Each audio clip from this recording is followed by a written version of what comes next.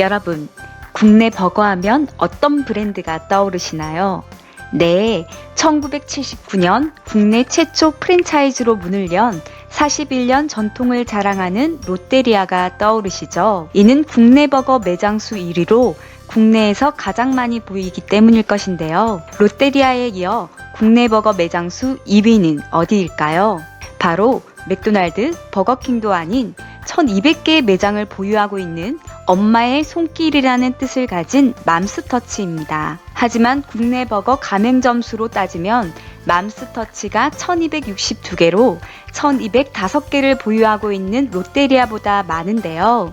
그 이유는 롯데리아가 130개의 직영점을 가진 반면 맘스터치는 1개의 직영점을 가지고 있기 때문이라고 합니다. 맘스터치는 어떻게 탄생되었을까? 맘스터치의 시작은 1994년 압구정 1호점을 시작으로 국내에 진출한 버거치킨 브랜드 파파이스로부터 시작되었습니다.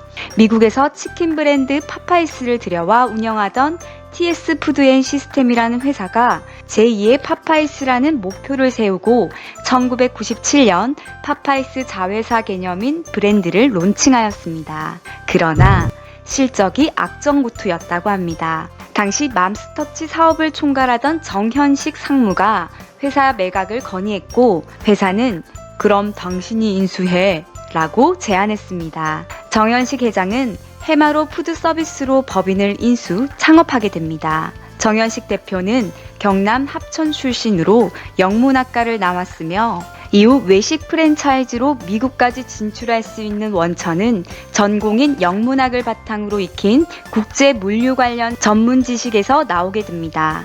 그러나 의욕만 가지고 시작했던 맘스터치 사업은 고전했습니다.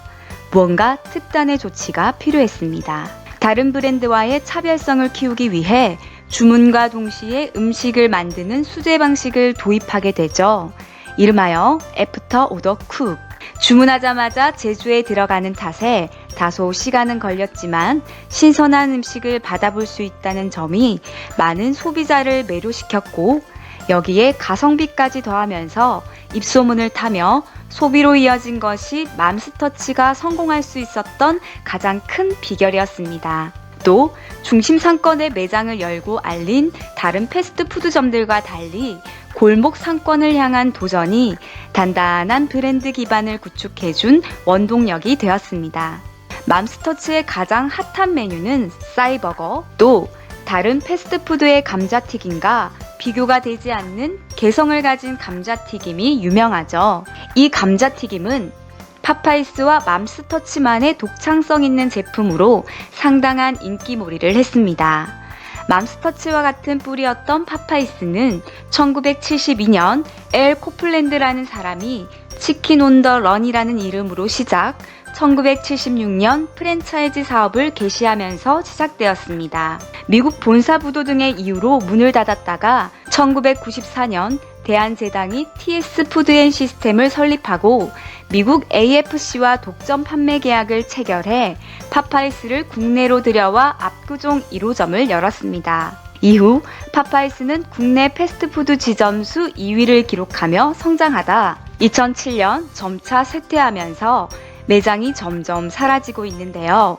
최근 파파이스 매장 수가 하락하면서 매장 수가 크게 줄어 한국에서 철수된다는 소식이 들리고 있습니다. 하지만 본토 미국에서는 파파이스 치킨 샌드위치 품귀 현상이 일어나며 선풍적인 인기를 끌고 있다고 합니다. 이러한 선풍적인 인기로 파파이스 치킨 샌드위치를 두고 총기 난동까지 벌어지는 일도 발생했다고 하는데요. 하지만 같은 뿌리의 시작 파파이스와 맘스터치. 한국 시장은 맘스터치가 불황 속에서도 고공행진을 달리고 있다고 합니다. 같은 회사 브랜드에서 각자의 길로 가고 있는 맘스터치 대 파파이스, 파파이스 대 맘스터치. 여러분들은 어떤 버거를 더 선호하시나요?